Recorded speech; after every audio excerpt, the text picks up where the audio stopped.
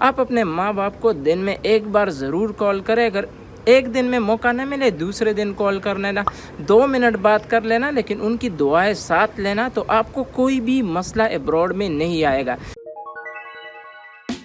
السلام علیکم, میرا نام آفتاب احمد ہے اور میں یونیورسٹی آف کسینو سے ماسٹرز ڈگری کر رہا ہوں. لیونگ ابراڈ پہ آج بات کریں گے کہ اس کے ایڈوانٹیجز کیا ہے اور ڈس ایڈوانٹیجز کیا ہے. لوگوں کے مختلف ویوز ہوتے ہیں کہ میں بھی اسی کے بارے میں آج بات کروں گا, کیونکہ میں خود بھی پاکستان میں بھی رہ چکا ہوں اور آج کل میں ابراڈ رہ رہا ہوں. سو ویڈیو کو اینڈ تک دیکھیں تاکہ آپ کو سمجھ آ جائے. سب سے پہلے ہم کچھ ایڈوانٹیجز کے بارے میں بات کرتے ہیں, کیونکہ جب آپ اپنی کنٹری کو چھوڑ کر آ جاتے ہو تو آپ یہاں پہ رسپانسیبل بن جاتے ہو, کیونکہ یہاں پر آپ کا کوئی بھی نہیں ہوتا ہیلپ کرنے کے لیے, تو آپ رسپانسیبل بن جاتے ہو اور انڈیپینڈنٹ بن جاؤ گے. اس کا مطلب یہ ہے کہ آپ اپنے کام کاج خود کرو گے, کوئی بھی آپ کا ہیلپ اس میں نہیں کرے گا. آپ اپنے کوکنگ سے لے کر کپڑے دھونے تک یہ سارے کام آپ نے خود ہی کرنا ہے. دوسری ایڈوانٹیج یہ ہے کہ آپ کو ڈیفرنٹ کلچر ملے گا, کیونکہ آپ کسی بھی کنٹری جاؤ گے, کسی بھی یورپین کنٹری آپ جاؤ گے تو آپ کو ڈیفرنٹ کلچر ملے گا. ابراڈ میں آپ کا انٹریکشن دوسرے ملکوں کے لوگوں کے ساتھ ہوتا ہے, نیو فرینڈز آپ کے بن جائیں گے, آپ کو نیو لینگویج سیکھنے کا موقع ملے گا. کچھ اگر فار ایگزامپل آپ اٹلی آ رہے ہو تو آپ اٹالین دوست آپ کے بن جائیں گے, اور آپ کچھ نہ کچھ بیسکس تو ان سے سیکھ جاؤ گے کچھ ہی دنوں میں.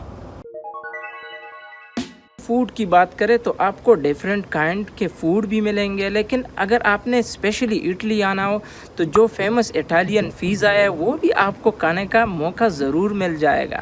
سب سے امپورٹنٹ ایڈوانٹیجز یہ ہے جو آپ نے اپنے گھر کے کام کاج کے ساتھ ساتھ آپ نے اپنے طبیعت کا بھی زیادہ خیال رکھنا ہوتا ہے.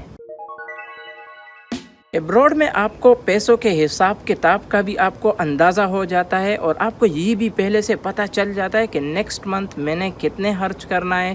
اور فار ایگزامپل اگر آپ کو اسکالرشپ آ رہا ہے, اگر آپ اسٹوڈنٹ ہو تو آپ کو یہ حساب کتاب بھی پتہ چل جاتا ہے کہ میرے اسکالرشپ کتنا ہے, اور آپ ایک لمٹ اپنا رکھ دو گے کہ ہاں میں نے ابھی پر منتھ اتنا خرچ کرنا ہے تو میری زندگی صحیح طریقے سے چلے گی.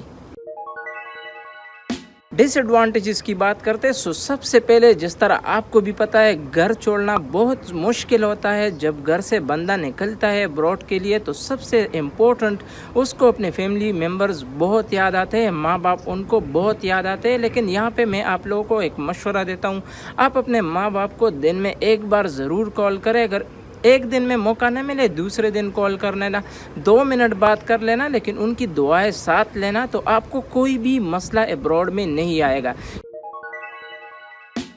اس کے ساتھ ساتھ ابراڈ میں آپ کو اپنے دوستوں کی کمی بہت ہوگی, کیونکہ آپ نے تقریباً لاسٹ 18-20 ایئرز آپ نے اپنے دوستوں کے ساتھ اپنے محلے میں, اپنے گلی میں, اپنے علاقے میں, شہر میں آپ نے اپنے دوستوں کے ساتھ یہ زندگی گزاری ہے, تو آپ کو وہ دوست بہت یاد آئیں گے.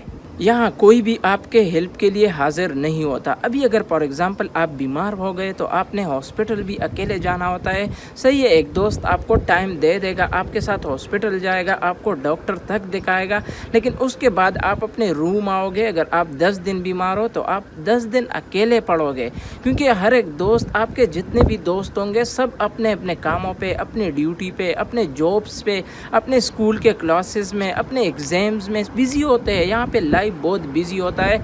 کوئی بھی آپ کے خیال کا آپ سے ضرور پوچھے گا موبائل پہ, لیکن گھر میں جس طرح کا خیال رکھا جاتا ہے اسی طرح کا نہیں ہوتا. اس موقع پہ بندے کو اپنے گھر والے بہت یاد آتے ہیں. ابراڈ میں شروع میں لوگ آپ کے ساتھ بہت روڈ ہوں گے, شاید ان کا کلچر آپ کو پسند نہ آئے, لیکن یہ ضروری نہیں ہے کہ جس ملک میں آپ جاؤ, جس کنٹری میں آپ جاؤ, وہاں کے کلچر آپ کو پسند آ جائے, کیونکہ ہر ایک کنٹری کا الگ الگ کلچر ہوتا ہے. ابراڈ میں جو کہ سب سے بڑا مسئلہ ہوتا ہے وہ ہے لینگویج کا, کیونکہ ہر ایک کنٹری کا الگ الگ لینگویج ہے. جس طرح جرمنی میں آپ جاؤ تو آپ جرمن لینگویج بولو گے, اٹلی میں آپ آؤ گے تو اٹالین لینگویج, فرانس میں دوسری زبان ہے, اسپین میں تیسری زبان ہے. اسی طرح کا آپ کو بہت بڑا مسئلہ ہوگا شروع میں جب آپ بینک جاؤ گے یا کوئی آفس آپ جاؤ گے کسی ڈاکومنٹس کے سلسلے سے, تو وہاں آپ کو یہی مسئلہ پیش کرنا پڑے گا. यहाँ के स्टोर्स में, यहाँ के शॉप्स में कोई भी इंग्लिश नहीं बोलता, इंग्लिश ज़ुबान बिल्कुल ही नहीं चलती। अगर आप यूरोप आ रहे हो, जिस कंट्री आप जा रहे हो, तो उस कंट्री का बेसिक्स लैंग्वेज ज़रूर सीख कर आना। जॉब प्रॉब्लम, क्योंकि यहाँ पे लैंग्वेज का मसला, जिस तरह आप लोगों को मैंने बताया, लैंग्वेज के साथ साथ आपके साथ स्किल्स होने चाहिए, स्किल्स के साथ आपके पास कोई यूरोपियन डिग्री होनी चाहिए, उसके बाद आपको एक प्रोफेशनल जॉब मिलेगा।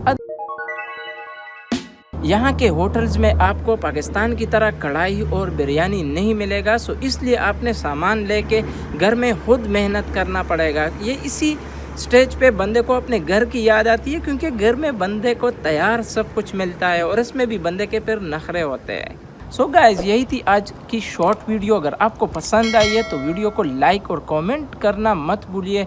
मिलते हैं नेक्स्ट एपिसोड में, तब तक के लिए अल्लाह हाफिज़ और अपने दुआओं में ज़रूर याद रखना।